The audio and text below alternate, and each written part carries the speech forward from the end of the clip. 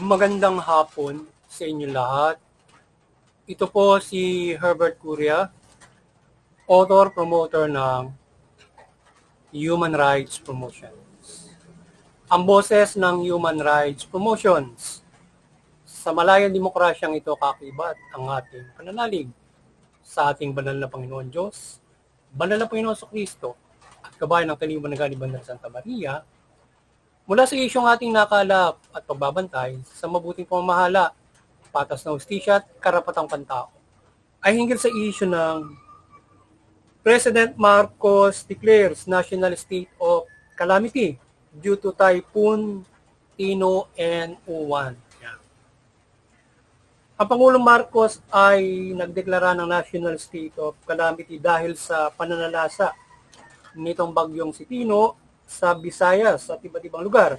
At itong paparating na bagyong Uwan na tinatayang magiging super typhoon ito. So yan, nararamdaman na ngayon dito mula sa Luzon at maging doon sa Visayas pa rin itong bagyong Uwan na mananalasa sa ngayong linggo at for the next following day pa.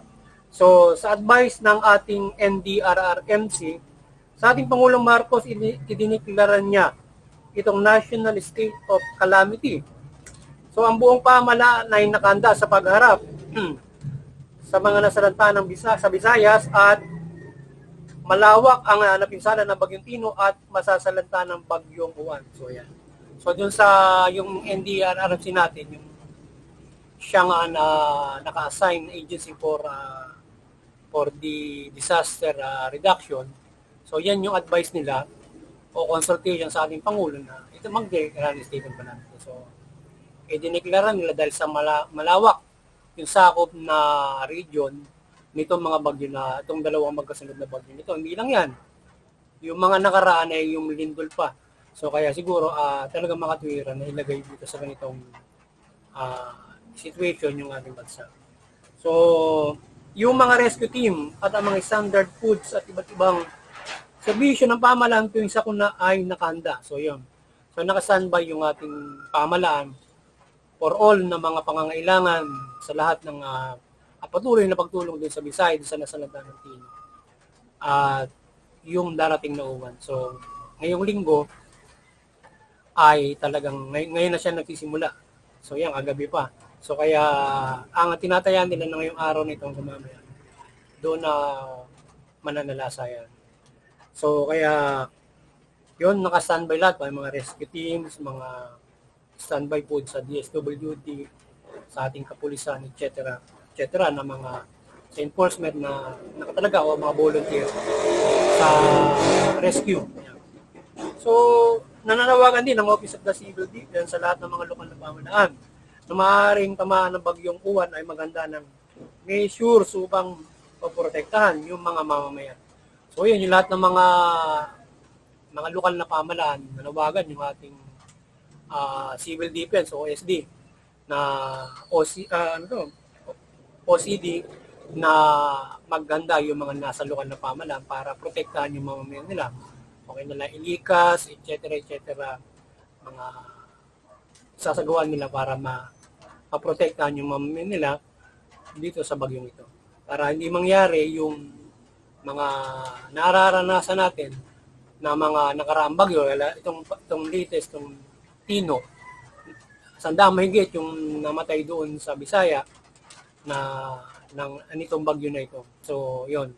So, kaya kung kinakailangan ay ilikas para hindi sila mapinsalan ng lubos. Ngayon, pakiusapan kung yun yung iba. So, yun ang mabigat doon kapag yung mga tao ay nanatili at nanalasa ay yun ang magiging problema. Parang ganun yata nangyari sa Bisaya. So, yung iba nanatili yata sila doon sa lugar nila. Kaya nung manalasa, ayun na-devastate yung malapit yata sa coastal area o malapit sa aagusan ng mga tubig. Kaya yun. So, sa tingin nila, hindi naman sila siguro mapipinsala. So, yun. Dapat, kapag gano'n, makinig yung mamamayan yung malapit doon sa mga dinadaluyan ng tubig, ba mga stream, lalo malaki. So yun, pag umapaw yun, malakas ang para ka lang tatangayin sa agos noon. Or yung alam mo coastal areas, yun, mga tidal wave, mga paglakas ng bugso nung talagang papasok agad yung tubig na yun. So dapat lumilikas. Ngayon, kung mananatili ka, yun ang problema mo kasi kung mababa bahay mo, magigiba, or tumas yung tubig, yun ang problema. So yun ang nangyari ngayon sa Bisaya. Pero kaya kung sakasakali ay makisa doon sa sa paglikas, yun yung pinakang last line. So sana maging matibay yung mga evacuation para hindi yun matinag kapag doon sa Baguio. Kasi kapag yun ang natinag, yun yung last line, no? So yun ang problema na kung saan ang napag-uusapan kapag nandun, kung ano ng venue kapag yun na ang nasira. Saan na magpupulwasan yung mga tao. So yun ang mahirap doon. So kaya sana maging matibay yun at kung sakasakali na maging malakas yung mga ganyang klase ng mga pag. So ngayon yung Human Rights Promotions ay mariing sumusuporta sa mabuting pamamahala, patas ng hustisya at karapatang patao. Kasi yung ito, na deklarasyon ng National State of Calamity ay ating sinusuporta ng ating pamahalaan mula sa ating Pangulong Marcos and NDRMC at sa kanilang hakbangin na ito. So yun, yan. So ating sinusuportahan yung ating Pangulong Marcos dun sa kanyang deklarasyon at kung papaano niya protektahan at mag-equip yung mga tao. Sana nga ay kapag yung NDRMC and the local government, lalo na yung mga gobyerno, ay yung mga lokal na pamahalaan na siyang maaaring natanalasa, dapat sila, mag-mind ng lusto. Like yung malalapit nga sa mga lugar na po pwede ma-devastate agad o itaasan ng tubig, ilagay na doon sa mga talagang dapat na tawag doon, evacuation center at may mga standby po na siyempre. Kasi kapag pinabayaan sila, ay maaaring ganun na mangyari. Maraming ma-devastate. Talagang makikita mo naman na mabigat yung biharin doon. Talagang nagsagalpakan yung mga kotse roon. Kaya medyo mabigat ang nangyari doon. Kaya siguro iniisip din ng mamamayan doon na matibay sila doon sa bahay nila kahit pa paano. Pero taas hanggang bubuan, diba? So kaya yun ang problema. Kaya yung anticipation, kailangan pag-isipang mabuti ng mamamayan, ng lokal na pamahalaan kung paano ang gagawin. Kasi kapag nagkamali ka ng anticipation, yun ang problema ron. So mag-isa ang mga Pilipino dito at sa mga lugar kung saan nakadeklarang maaaring insalain o tatamaan ng bagyong Juan ay sumunod sa pamahalaan mula sa lokal at national upang makasiguro na hindi mapahamak sa bagyong paparating na ito. So yan, kung kinakailangan ay kung ano yung measures na gagawin ng lokal from the national, halimbawa yun, yung kagaya nabanggit natin kanina, pag-usapan nilang mabuti kung paano ang gagawin nila para makaligtas doon sa maaari. Either ito man ay magdulot ng mabigat or hindi man, ay ang mahalaga ay nandun ka sa measures na ligtas ka.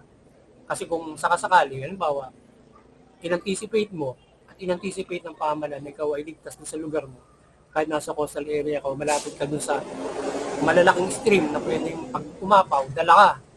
Parang kasama ka na rin dun sa agos nung malalaking stream, kagaya doon sa Bisaya. Yung malaking stream doon, umapaw, nadala rin sila ron. So kung ganoon, kung nagkamali ka ng anticipation na tingin mo, hindi naman ganoon, ayun, disaster talaga mangyayari. Kaya dapat magkaroon ng magaling measure anticipation para maligtas. So yung ating pamahalaan ay patuloy na maglingkod ng patas sa pagbibigay ng karapatan sa pag-asiste at pamamahala sa pagharap ng mga sakuna mula sa pagprotekta hanggang pagbangon. So yun. So kailangan natin ng pagkakaisa lalo na sa mga panahong ito na may sakuna upang sama-sama tayo maligtas at hindi mapahamak sa maling hakbangin o katigasan ng ulo sa hindi pagsunod sa pamahalaan or yun, yung tayo ay nagkakaroon ng maling anticipation, pagtaka doon sa deklarasyon ng pamahalaan. So, syempre, verbally, kung ano ba yung dapat na masunod or ano ba yung dapat na gawin. Kasi makikita naman, yung alin yung delikado talaga na dapat ilalagay doon sa evacuation. Pwede compulsory, mandatory, or mandatory. kung sa ganung mga lugar. Kung sakasakali halimbawa, super typhoon, dapat mandatory agad para ganun. Or deklarasyon na typhoon. Sila number 4, number 5, pwedeng mandatory siguro yun. Ewan ko, mandatory naman siguro yung ganun. Para hindi ano. Pero yung mga coping up, bali wala naman yon, anticipated na siya. So ngayon ay magkaisa higit sa panalangin ng lipunang Pilipino. Kailangan natin ng pagkakaisa, lalo na sa mga panahon ito na may sakuna, upang sama-sama tayong maligtas at hindi mapahamak sa sa baling makabangin o katigasan ng ulo sa hindi pagsunod sa pamahalaan. So magkaisa higit sa panalangin ng lipunang Pilipino na iligtas tayo sa mga sakunang ito. At ipagpatawad ang pagkakasala ng mga tao sa pag-abuso ng kalikasan na nagdudulot ng global warming. Naway dinggin tayo ng Panginoon Diyos mula sa Panginoon sa Kristo at gabay ni Banal na Santa Maria. So yan, sana ay sa diwa, magsama-sama tayo ng pananalangin at tayo ay dinggin ang ating Banal na Panginoon mula dun sa ingin natin ng kapatawaran yung pagkakamali ng marami doon sa global warming, nagdudulot ng global warming, para dinggin tayo ng Panginoon Diyos. Kaya kung kayo man ay may pansariling kasalanan, pagdasal nyo na rin siguro para lalo tayong dinggin ng Panginoon Diyos.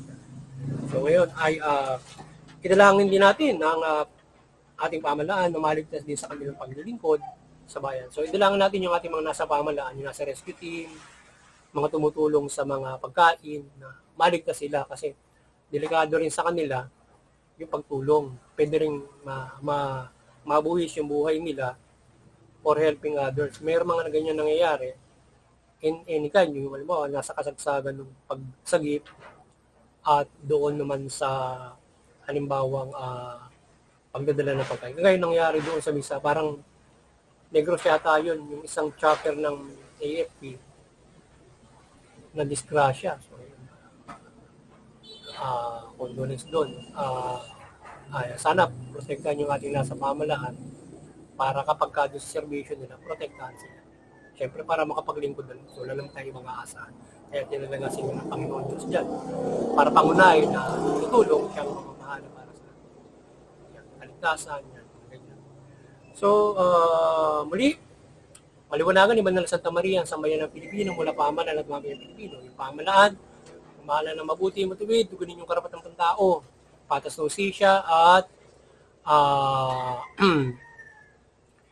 iwasan yung pang-aabuso, katiwalian, pang-api ng mamamayan. Bagkos ay mamahala ng mabuti, magtutupad ng patas sa mga batas nga. So ngayon, yung mamamayan naman, iwasan yung paglaban naman sa pamahalaan, paglabag sa batas.